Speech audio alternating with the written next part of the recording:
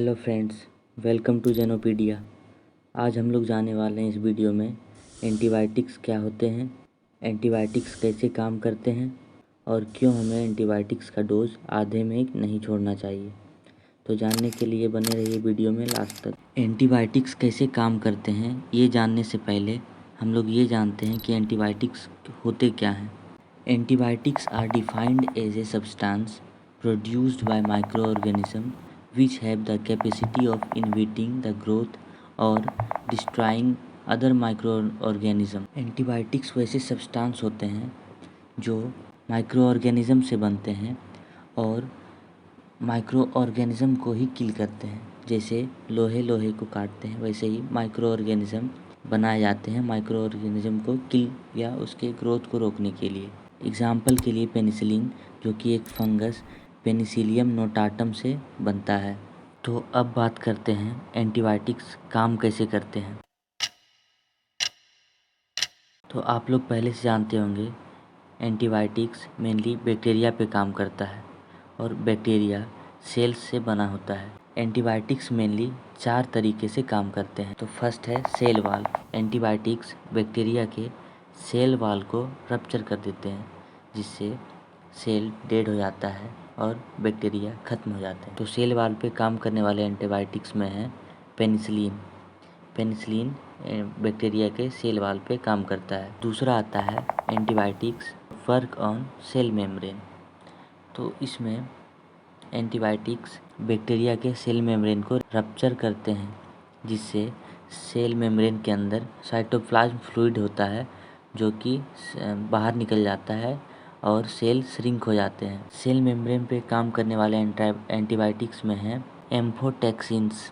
और तीसरा है एंटीबायोटिक्स वर्क ऑन राइबोसोम। जैसा कि हम लोग जानते हैं ribosome is responsible for protein synthesis. तो इसमें एंटीबायोटिक बैक्टीरिया के राइबोसोम में होने वाले प्रोटीन सिंथेसिस को रोकते हैं जिससे बैक्टीरिया के अंदर प्रोटीन सिंथेसिस नहीं हो पाता है। एक तरह से बोल सकते हैं बैक्टीरिया के अंदर खाना बनना बंद हो जाता है जिससे बैक्टीरिया किल हो जाता है। राइबोसोम पे काम करने वाले एंटीबायोटिक्स में है टेट्रासाइक्लिन और एरिथ्रोमाइसिन। चौथा है एंटीबायोटिक्स वर्क ऑन न्यूक्लियस। जैसा कि हम लोग जानते हैं nucleus is responsible for sale development.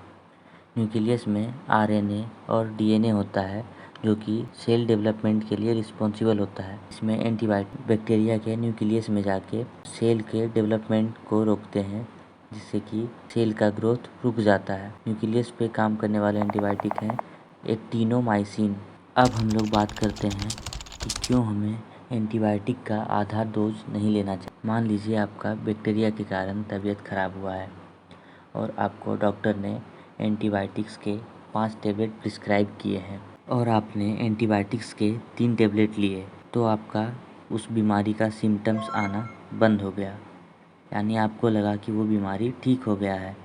लेकिन कई बार ऐसा होता है कि 80% बैक्टीरिया किल होने पर ही बीमारी के सिम्टम्स बंद हो जाते हैं और बाकी 20% जो बैक्टीरिया बचे हैं आपके बॉडी में अभी भी, वो उस मेडिसिन के अगेंस्ट, मान लीजिए आपने पेनिसिलिन का टेबलेट लिया तो वो बैक्टीरिया पेनिसिलिन के अगेंस्ट रेजिस्टेंट हो जाते हैं जिससे अगली बार जब आपको फिर से वो बीमारी होगा और आप फिर से पेनिसिलिन का टेबलेट लेंगे तो अगली बार वो पेनिसिलिन का टेबलेट आपको उस बीमारी के लिए काम नहीं करेगा क्योंकि बैक्टीरिया पेनिसिलिन के अगेंस्ट खुद में रेजिस्टेंस पैदा कर लिया है। इसलिए एंटीबायोटिक्स का जितना भी डोज प्रिस्क्राइब्ड होता है डॉक्टर्स के द्वारा उसे पूरा करना चाहिए।